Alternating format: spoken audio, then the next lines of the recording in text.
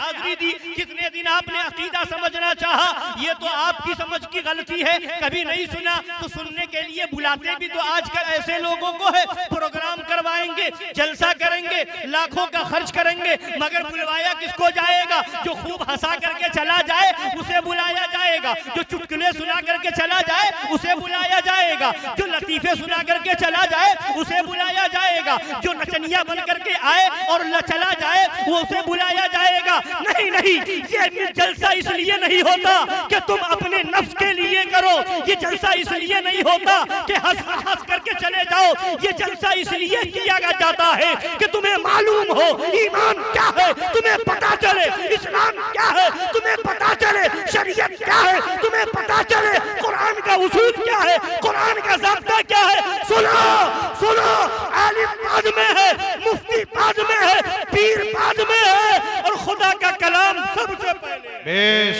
बेश। इसलिए अब सुभान आपके सामने कुरान की रोशनी में गुफ्तगू करूंगा। आज क्या है, ये उलमा बैठे हैं, हम भी हर जगह जाते हैं, क्या होता है सुनने में बातें आती, लोग अपने दिमाग से, अरे वो भी तो कलमा पढ़ने वाले हैं, वहाबी भी तो कलमा पढ़ता है, देवबंदी भी तो कलमा पढ़ता है, वो भी तो नमाज पढ़ते हैं, उनकी तो मस्जिदें होती हैं, वो भी तो आलिम होते हैं, वो भी तो कुरान और हदीस से बोलते हैं, तो फिर हम किसी कलमा पढ़ने वाले को काफिर कैसे कह देंगे? किसी नमाज पढ़ने वाले को काफिर कैसे कह देंगे? किसी मस्जिद में जाने से किसी को रोक कैसे देंगे? ऐसा कैसे हो जाएगा? कलमा पढ़ के कोई काफिर हो सकता है? दाढ़ी रख करके कोई काफिर हो सकता है? नमाज पढ़ करके कोई काफिर हो सकता है? क्या कोई काफिर होगा तो मस्जिद बनवाएगा? क्या कोई काफिर होगा तो वो सजदा करने जाएगा? काफिर होगा तो दाढ़ी रखेगा? ऐसा है वैसा लोग अपने दिमाग से ऐसी बातें करते हैं। बोलिए करते नहीं करते? आज मैं कुरान से बताऊंगा कि दाढ़ी वाला भी काफिर हो सकता है। बेश बेश। मैं कुरान से बताऊंगा कि नमाज पढ़ने वाला भी काफिर हो सकता है। मैं कुरान से बताऊंगा कि सजदा करने वाला भी काफिर हो सकता है। मैं कुरान से बताऊंगा कि अपने आप को मुसलमान कहलाने वाला भी काफिर हो सकता है। बोलिए काफिर हो सकता है। कुरान से मैं कुरान लेकर के आया हूं, मगर ये कुरान नाजिल किस पर हुआ? कुरान किस पर नाजिल हुआ है? हमारे आका रसूलों के सरदार, इन नबियों के इमाम, मदीने के ताजदार, हम गुनहगारों के लिए शफीउल मुज़निबीन, सुभान इमामुल अंबिया वल मुरसलीन, सुभान सल्लल्लाहु तआला अलैहि व आला वसल्लम पर नाज़िल। बेश बेश। और वो नबी कौन नबी है? सुभान। कैसे नबी है? उस नबी का अदब भी कुरान बता रहा है। सुभान। हमने अभी आयत करीमा पढ़ी, कुरान की आयत पढ़ी खुतबा मसनूना के बाद। अल्लाह फरमाता है, या अय्युहल्लज़ीना आमनू ला तरफऊ अस्वातकुम फौका सौतिन नबी। सुभान। ऐ ईमान वालो, अपनी आवाजों को नबी की आवाज पर ऊंची न करो। सुभान सुभान सुभान। अदब, नबी की बारगाह का अदब सुनो। और महफिले मिलाद में आए हो, डरामे की महफिल में नहीं, यहाँ भी जब तक बैठो अदब से बैठो, एहतराम से बैठो। जितना अदब करके ये सोच करके बैठोगे कि खुदा भी देख रहा है, खुदा का महबूब भी देख रहा है, तो इंशाअल्लाह उसकी बरकतें मिलेंगी। और जिसके पास टोपी हो, रुमाल हो, अपना सर ढाक ले, अदब और एहतराम के साथ बैठे, सर खुला भी ना रहे, यही अदब है। तो आयत करीमा मैंने पढ़ी, तर्जमा सुनिए, मफहूम है। ऐ ईमान वालों, अपनी आवाजों को नबी की आवाज पर ऊंची, बोलिए आप लोग भी बोलते रहिए ताकि हम समझे कि आप मेरी बात समझ रहे हैं। समझ रहे हैं तो मेरे साथ थोड़ा साथ दीजिए। क्या तर्जमा बताया, मफहूम बताया? ऐ ईमान वालों, अपनी आवाजों को नबी की आवाज पर ऊंची ना करो, ना करो। वला तजहरू लहू बिलकौल कजहरि बअदिकुम लिबअद, और जैसे आपस में एक दूसरे से चिल्ला करके गुफ्तगू करते हो, वैसे नबी की बारगाह में गुफ्तगू ना करो। सुभान गुफ्तगू सुभान। ये अदब नबी की बारगाह का अदब कौन बता रहा है? अल्लाह बता रहा है, कुरान में बयान फरमा रहा है। और अगर ऐसा हो गया, आवाज ऊंची हो गई और अगर तेज आवाज में गुफ्तगू हो गई, चिल्ला करके बात हो गई, तब क्या होगा? अन तहबत अअमालुकुम व अंतुम ला तशउरून, तुम्हारी नेकियां बर्बाद हो जाएंगी और तुम्हें खबर, तुम्हारी नेकियां बर्बाद हो जाएंगी, बर्बाद हो जाएंगी और तुम्हें खबर भी ना होगी, तुम्हें खबर भी ना होगी। ये कुरान पाक के अंदर 26वें पारे में सूरह हुजरात के अंदर अल्लाह तबारक व तआला बयान फरमा रहा है। हजरत गिरामी, अब आइए यहीं पर रुक करके एक बात और वाज़ेह कर दूं, फिर अपनी गुफ्तगू को आगे बढ़ाऊं। हजरत गिरामी, अल्लाह ने हुक्म दिया, क्या कहा? ऐ ईमान वालो, अपनी आवाजों को मेरे नबी की आवाज पर ऊंची न करो। जैसे आपस में एक दूसरे से चिल्ला करके गुफ्तगू करते हो, बुलंद आवाज में गुफ्तगू करते हो, वैसे मेरे महबूब से गुफ्तगू ना करो। ये हुक्म किसका है? अल्लाह का। बोलिए किसका है? जोर से बोलिए। अल्लाह का हुक्म है। तो एक ये हुक्म है, इसके साथ अल्लाह ने और भी तो हुक्म दिया। नमाज पढ़ने का हुक्म किसने दिया? अल्लाह ने। बोलिए, जोर से बोलिए। कुरान पाक में अल्लाह ने हुक्म दिया, अकीमुस सलाह, नमाज पढ़ने का हुक्म अल्लाह ने। ज़कात देने का हुक्म किसने दिया? अल्लाह ने। आतुज़ ज़कात, ज़कात अदा करो, किसने हुक्म दिया? बोलिए, अल्लाह ने। हज का हुक्म किसने दिया? वलिल्लाहि अलन नासि हिज्जुल बैति मन इस्तताअ इलैहि सबीला, सुभान। किसका है? अल्लाह का। अल्लाह का। और शराब से बचने का हुक्म किसका है? अल्लाह का। झूठ से बचने का हुक्म किसका है? अल्लाह का। रोजा रखने का हुक्म किसने दिया? अल्लाह ने। नमाज पढ़ने का हुक्म अल्लाह दे रहा है, रोजा रखने का हुक्म अल्लाह दे रहा है, ज़कात देने का हुक्म अल्लाह दे रहा है, हज करने का हुक्म अल्लाह दे रहा है, शराब से बचने का हुक्म अल्लाह दे रहा है, जुए से बचने का हुक्म अल्लाह दे रहा है, सूद से बचने का हुक्म अल्लाह दे रहा है, गीबत से बचने का हुक्म अल्लाह दे रहा है, चुगलखोरी से बचने का हुक्म अल्लाह दे रहा है, जिना से बचने का हुक्म अल्लाह दे रहा है। और ये सारे हुक्म अल्लाह, इन सारे हुक्मों को अल्लाह ने दिया। ये सारा हुक्म अल्लाह का और वो भी हुक्म अल्लाह का। आवाज ऊंची ना करो, ये बेशक अल्लाह का। ये भी हुक्म, बोलिए, अल्लाह का। मगर फर्क देखिए, फर्क बता रहा। ये उलमा बैठे, पूछिए, आपके इमाम साहब बैठे हैं इधर, हजरत मौलाना नौशाद साहब बैठे हुए हैं, कासिम नगर के इमाम साहब, और उलमा बैठे हैं। पूछिए, अगर नमाज किसी ने छोड़ दी, नहीं पढ़ी, तो एक वक्त की छोड़ दी, अगर बाकी वक्त की नमाज पढ़ी थी, तो जो नमाज पढ़ चुका था उसका सवाब रहेगा, नामे आमाल में वो बर्बाद नहीं होगा। नमाज न पढ़े, ज़कात दे रहा है, तो अगर ईमान वाला बंदा है तो ज़कात देने का सवाब मिलेगा और वो उसके नामे आमाल में रहेगा। नमाज छोड़ेगा तो नमाज छोड़ने का गुनाह मिलेगा, मगर उसकी जो दूसरी नेकी है यानी ज़कात देने की, वो नेकी बर्बाद नहीं होगी। कोई रोजा रखे रमजान के महीने में तो रोजा रखने का सवाब मिलेगा, और अगर नमाज न पढ़े तो नमाज न पढ़ने का गुनाह मिलेगा, मगर रोजे का सवाब बर्बाद नहीं होगा। यानी मतलब क्या हुआ?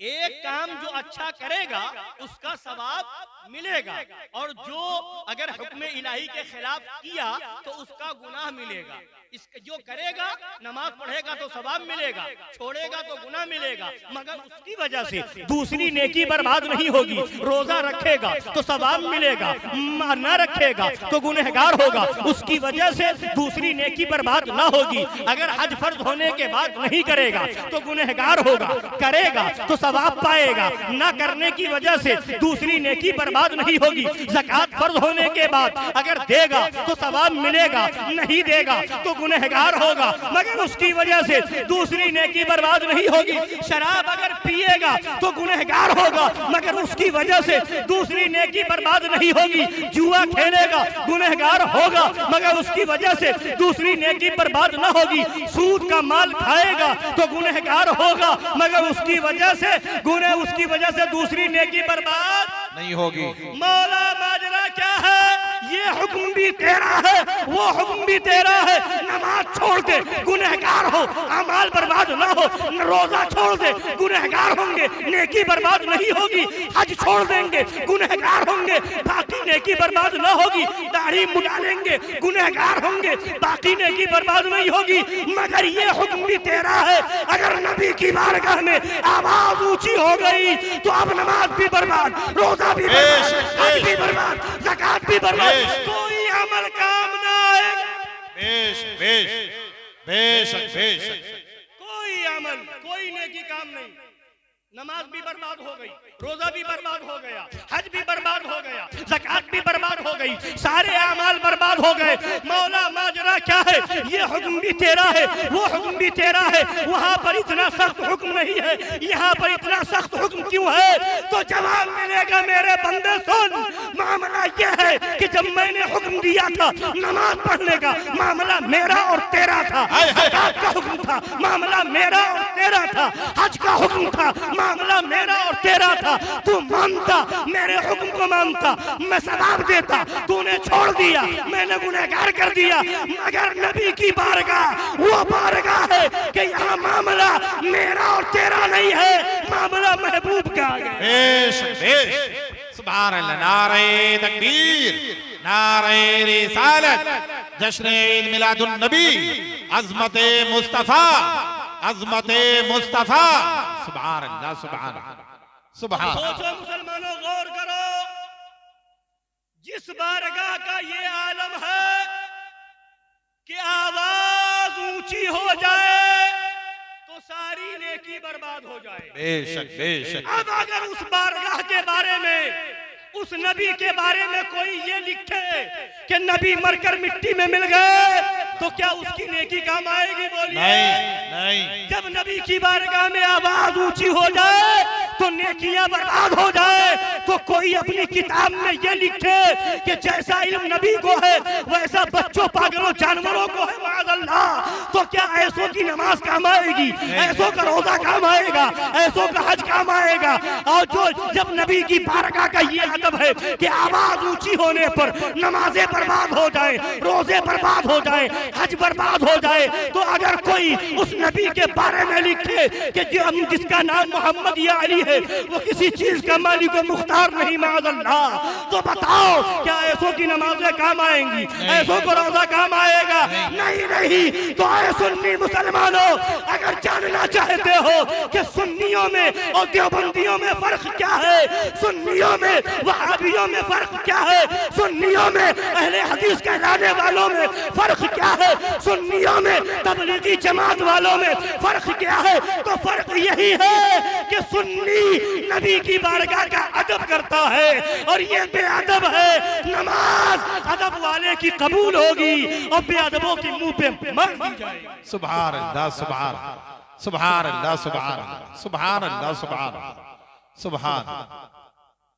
इसलिए नमाजी बाद में बनो, नबी की बारगाह का बाअदब पहले बनो। अदब सबसे पहले है। अदब होगा तो नमाज कबूल होगी, सुभान, रोजा कबूल होगा, बेशक, हज कबूल होगा, ज़कात कबूल होगी।